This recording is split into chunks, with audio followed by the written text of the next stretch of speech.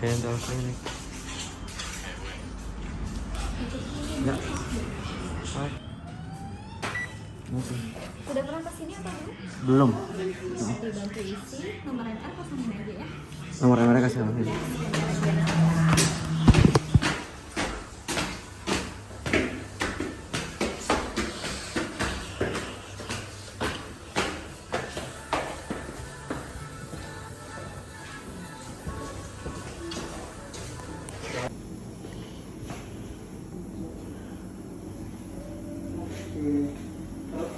Oki Rengga. Iya, itu. Panggilannya siapa? Rengga. Rengga. Oke, kenalin dulu ya. Ya. Nama saya Dr. Arya. Yang sore ini bertugas di sini. Terus semoga aku bisa bantu Mas Rengga ya. Aku di sini kalau mau konsul BL ya. Iya. Temennya Si Arta, betul. Kemarin dipasang sama aku tuh Arta. Iya, makanya terinfluence. Keluhannya apa? Keluhannya tuh sebenarnya di sini tuh aku agak sakit ya. Udah dari 1 tahun yang lalu. Cuman waktu itu kan kayak COVID terus belum ada yang berani dokter gigi. Nah itu pengennya sih coba mau dicekin dulu tapi nanti aja kali ya gitu. Sakitnya kenapa? Kayak kalau misalnya makan dingin atau panas Ngilu. itu bakalan ngilu banget. Ada yang lubang? Tapi nggak setiap saat. Jadi kayak sekarang nih nggak. Lubang nggak giginya? Nggak. Nggak sama sekali? Nggak. Nggak aku lihat ya. Haha. Oke. Terus habis itu giginya ada yang udah dicabut belum? Belum. Belum ya? Belum. Belum ada yang dicabut ya. Oke. Selain itu keluhannya apa lagi? Kan di sini mau pakai behel nih. Ya. Behel kan buat sapi gigi ya. Haha. Keluhan kamu pengen pakai behel tuh Nggak, kurang rapi aja sih. kurang rapi ya? Ah. Tapi nggak ada keluhan gigi yang maju atau apa? Ada kali ya. Kalau gitu ya? Oh, Di sini kita Sip. kurang rapi Oke. gitu. Nanti aku lihat dulu. Oke ya. Oke, nah sebelum aku periksa, aku jelasin dikit tentang behel ya. Nah, sebelumnya dari teman atau saudara ada yang udah pakai behel belum? Oh ya, Sarta itu doang sih. Si Arta doang ya? Berarti udah dekat dari Arta. Arta kan dulu juga pernah pakai behel terus ya kan? Pakai behel itu yang pertama yang kamu tahu dia sakit ya. Karena kita mau gerakan gigi kan kita tekan giginya kan mereka kan tulangnya radang tuh. Nah ketika ada peradangan di tulang itu ada rasa sakit karena salah satu ciri dari peradangan itu ada rasa sakit. Tapi radang itu yang kita harapkan supaya nanti mengaktifkan sel yang fungsinya itu buat merubah struktur tulangnya sehingga dia bisa berubah, akhirnya giginya bisa bergerak ya. Sehingga kalau misalnya pakai behel itu nggak boleh ada sesuatu masalah di tulangnya. Karena tulang itu menjadi syarat kunci pertama keberhasilan perawatan dari behel. Kalau ada masalah di tulangnya, ada kelainan di tulangnya, ada sesuatu yang nantinya bisa bikin tulangnya pergerakannya yang baik ya, itu nggak boleh dipasang dulu, diselesaikan dulu, baru nanti di behel. Gitu ya. Itulah kenapa sebelum pakai behel biasanya kita cek dulu dari ronsen. Oh ya. Ya, gitu. Karena kita nggak bisa lihat tulang nih. Betul betul. Ya. Oh dicek tulangnya itu dari rongsen. Ronsennya, oke. Ronsennya ada 2. Ya. Kemarin si Arta juga ada ronsen tuh. Ronsennya yang pertama itu yang dari depan namanya ronsen panoramik. Ya. Kalau ini kan digunakan buat kita lihat tulangnya gimana kondisinya, ada giginya nanti bisa mengganggu pergerakan atau enggak, ada kelainan di tulangnya atau enggak. Kalau saya ada kelainan kayak gini nih, nanti udah selesaikan dulu. Gitu. Oke ya. Ini yang dari depan. Nah yang kedua yang dari samping. Yang dari samping itu namanya cephalometrik. Oh iya. Nanti yang dari samping ini kita lakukan analisis namanya cephalometric tracing.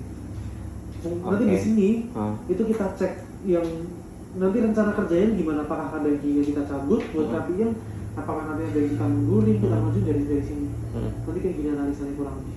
Ya. Itu namanya yang pertama di ronsen. Dan yang kedua, pakai behel itu harus sabar karena prosesnya itu lumayan lama. Biasanya standarnya 2-3 tahun.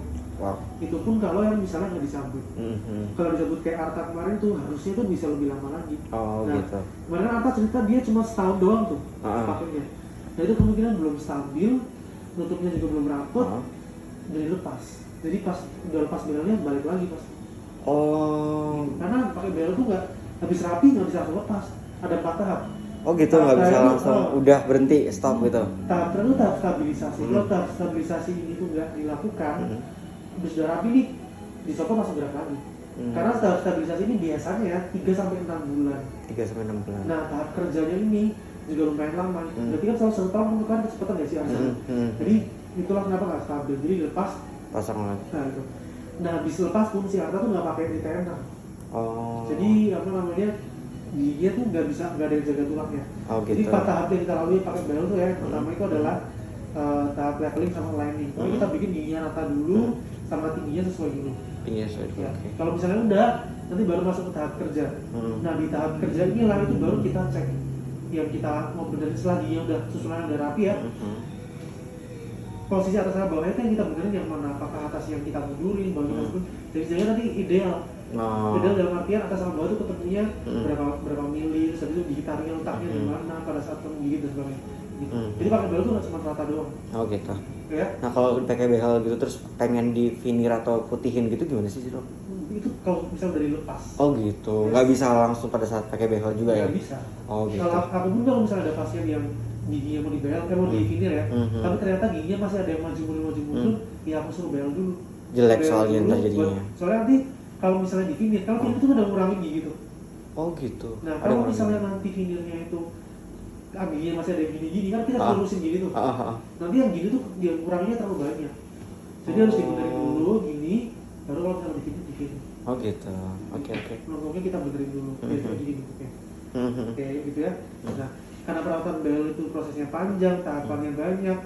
Itulah kenapa tadi kan yang pertama keberhasilan behel dinilai dari tulang nih. Yang kedua keberhasilan behel itu dinilai dari komitmen. Kalau misalnya emang pengen rapi gigi, pengen giginya rapi, ya harus rajin kontrol, harus kooperatif. Biasanya kontrolnya 11 kali.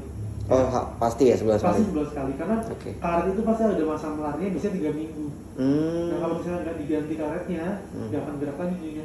Atau bergerak tapi nggak sesuai dengan keinginan kita.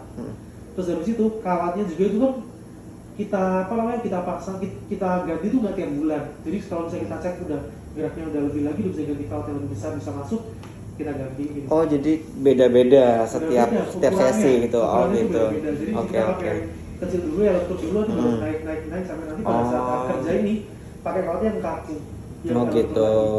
Karena kalau misalnya sekarang gigi kamu kan masih ada yang numpuk-numpuk. Kalau pakai kawat yang kaku tuh nggak akan bisa masuk kawatnya. Oh gitu. Iya.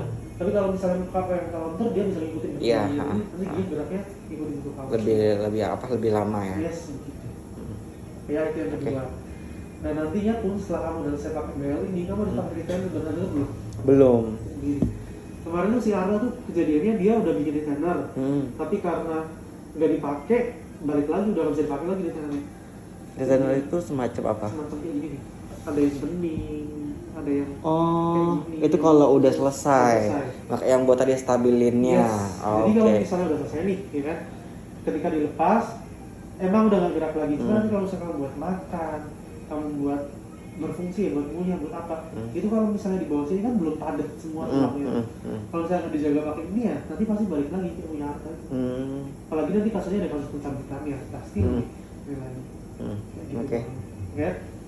Sehingga kalau bisa nanti dipakainya yang benar. Kalau misalnya ada pasien yang udah pernah pakai behel nih, udah lama misalnya, tapi ternyata pas udah dicopot, kok balik lagi, itu biasanya pakai retainernya nggak benar.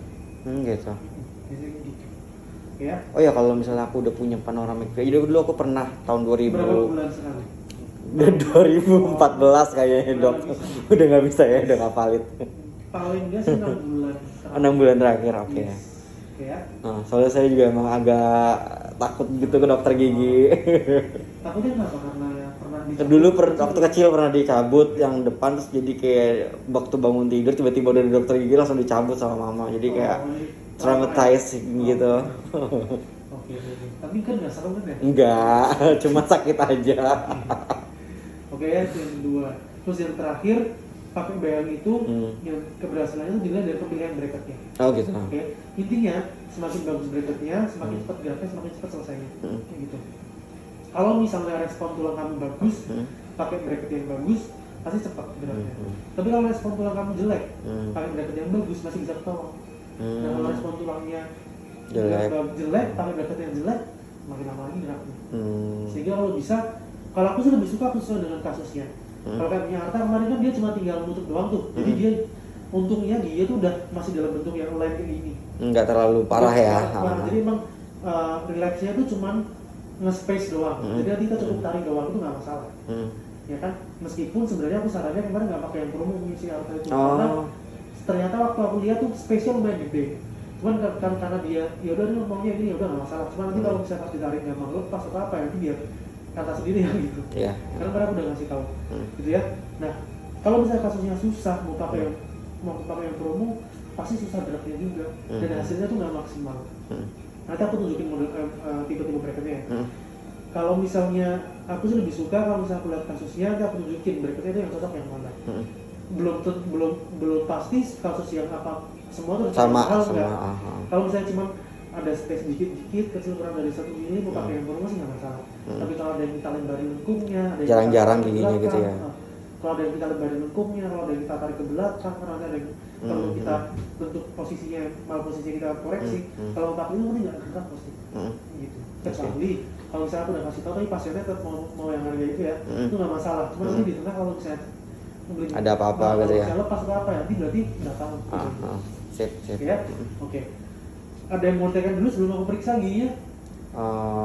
Kalau misalnya tadi kan kayak aku tadi agak-agak sakit tuh yang di sini itu perlu kita kan dicek panoramik, berarti kan kalau misalnya nggak ada masalah aku bisa pasang. Tapi kalau misalnya ada masalah, misalnya ada lubang, ada jerawat syarafnya, ya diselesaikan dulu. Oh ya udah, Nanti sip. baru kita pasang. Oke ya? Oke. Sip. Oke, silakan duduk. Oke. Boleh aku tutup.